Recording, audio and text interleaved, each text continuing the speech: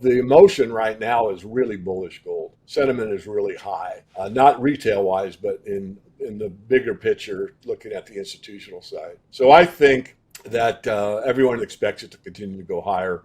3,000 is just around the corner. It may stall out just toward the 3,000 mark. I mean, we're at almost a new high today, and this could be it or not. I just really think that there's going to be some pullback around this area. It could be above 3,000. It could be below 3,000. And we need some consolidation. Almost all the news you need to drive gold higher is in the marketplace right now, would indicate that we have enough news out in the market, and it would take something very substantive to move it further. Exciting developments are unfolding in the gold market as this precious metals price has reached new heights this week. Volatility is rising, but it's important to note that the bullish trend remains intact. Analysts are keeping a keen eye on the impressive $3,000 per ounce milestone next week, and it's exhilarating to observe gold's remarkable run, marking its 8th consecutive week of gains and setting all-time highs. This marks the longest winning streak since the mid-2000s when gold first soared toward $2,000 an ounce. While industry experts exercise caution regarding the immediate future, retail traders remain optimistic. Recent Kitco News Weekly Gold Survey findings reveal exceptionally high sentiment among institutional investors. DavidMorgan, the publisher of the Morgan Report, points out that such strong feelings can sometimes signal a short-term pullback. Even though many are hopeful that gold could exceed the $3,000 threshold, a little consolidation or a minor correction could happen before continuing its upward journey. Silver is also gaining traction in tandem with gold, boasting its 5th consecutive week of growth amidst increased market volatility. Analysts at BCA Research have decided to initiate a tactical short position in silver, viewing it as a contrarian response to potential tariff threats. This move follows a valiant attempt by silver to break above $34 an ounce, although it then settled below $33 at week's end. Morgan notes that a prominent bank has also taken a cautious stance on silver, suggesting a more measured outlook on further price increases. Although a key reversal pattern hints at a possible peak, long-term trends remain hopeful for higher prices by year-end. We may see a brief cooldown for silver before it resumes its upward momentum. Make sure to tune in for our expert analysis. Don't miss out on future content. Hit the subscribe button and turn on notifications to stay in the loop. Your support is greatly appreciated.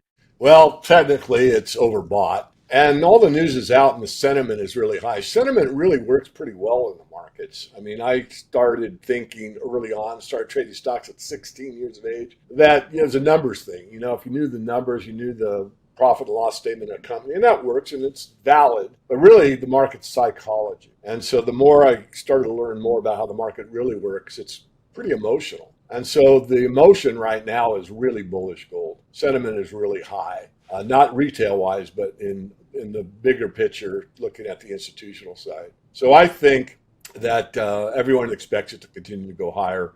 3,000 is just around the corner. It may stall out just toward the 3,000 mark. I mean, we're at almost a new high today, and this could be it or not. I just really think that there's going to be some pullback around this area. It could be above 3,000. It could be below 3,000, and that we need some consolidation. Almost all the news you need to drive gold higher is in the marketplace right now, which, if you believe in some of the market theory, I don't really believe in all of it, would indicate that we have enough news out in the market, and it would take something very substantive to move it further. We'll see. I could be wrong.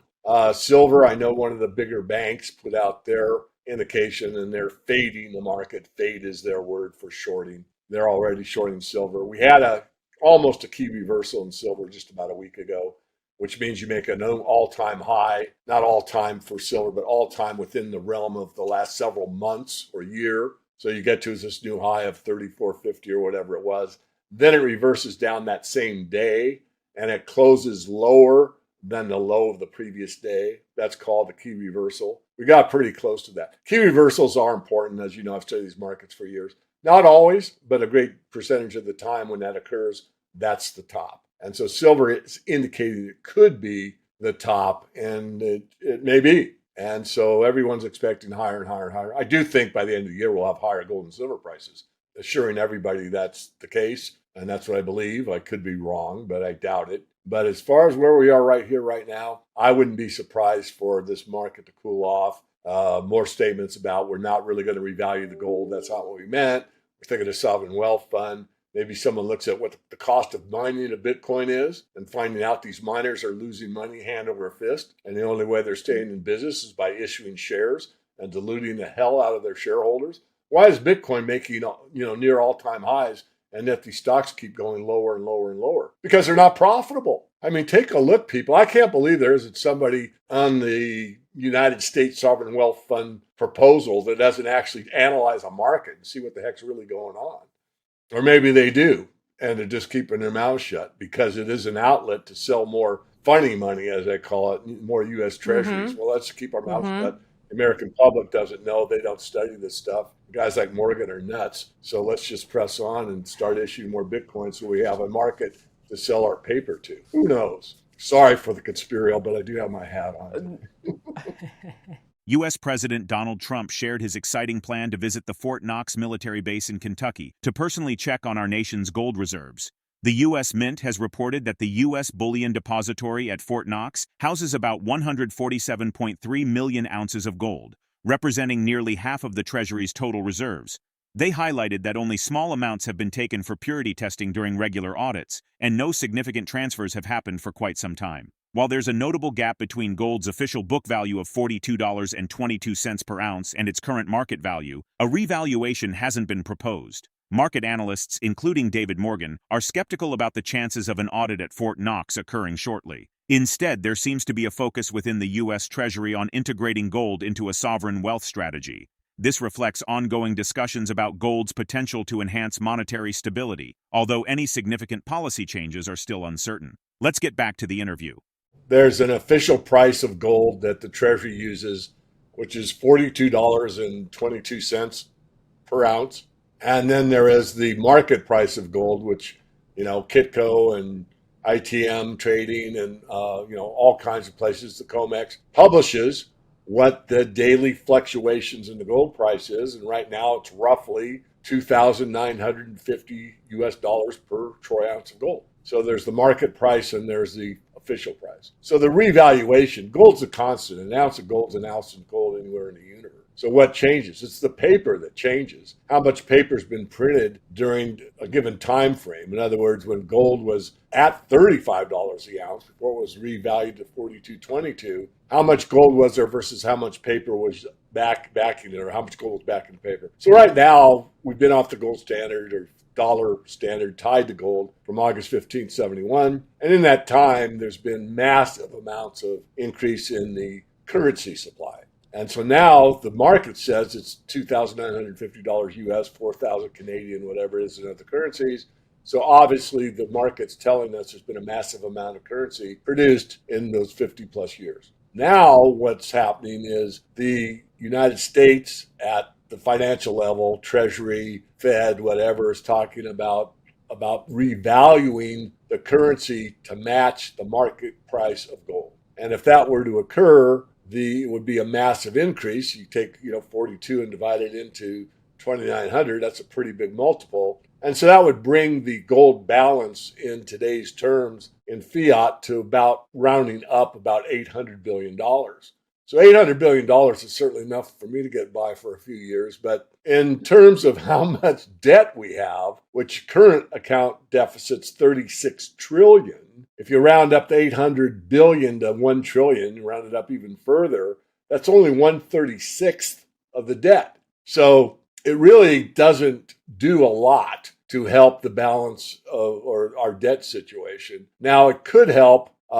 readjust people's thinking, bringing gold into the monetary sphere, bringing some stability. And I interviewed Dr. Judy Sheldon some time ago, As Good as Gold, her book about how to put gold back in the monetary system. And that's basically using it as a tie to issuing United States treasuries, especially the long bond, or we might even go 50, maybe 100 years. My words, not hers exactly, but the concept, which I think is a pretty sound concept, to try to put some stability back into the monetary system. So hopefully you didn't over answer the question, but it's to bring the balance sheet of the United States into a better position, which it would. But when you measure it against the amount of debt outstanding, it's really not that significant. I think it's unlikely. I think we're going to do some audits, and we can talk about that in a moment. But Secretary of the Treasury basically said that it was misunderstood and that he's looking at gold more as a sovereign wealth fund type of situation rather than a revaluation to the balance sheet of the United States. So I think that's a much more likely situation than what some people have already talked about. Because that would mean, just break it down for us. For us gold holders, all of a sudden our wealth would be how much bigger?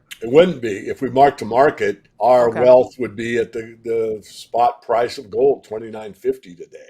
And so it would just change the balance sheet. It change a date of Okay. entry in the books of the United States is what it would do. Now, if the United States decided that they were not going to mark to market, and they decided that gold should be pegged at $5,000 the ounce, and at that place we're going to issue bonds and we're going to do some monetary manipulations, then obviously gold holders like you and I and many of people that follow what we do, that would be significant to them percentage-wise. As gold and silver continue their impressive rallies, market sentiment remains a mix of excitement and caution. While investors closely watch key price milestones, the possibility of short-term corrections cannot be ignored. Meanwhile, renewed attention on U.S. gold reserves raises more profound questions about the metal's role in the financial system. Could a shift in gold policy reshape global markets, or will speculation over audits and valuations remain just speculation?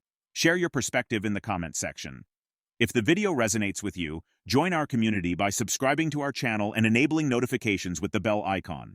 Thank you for being a part of our community.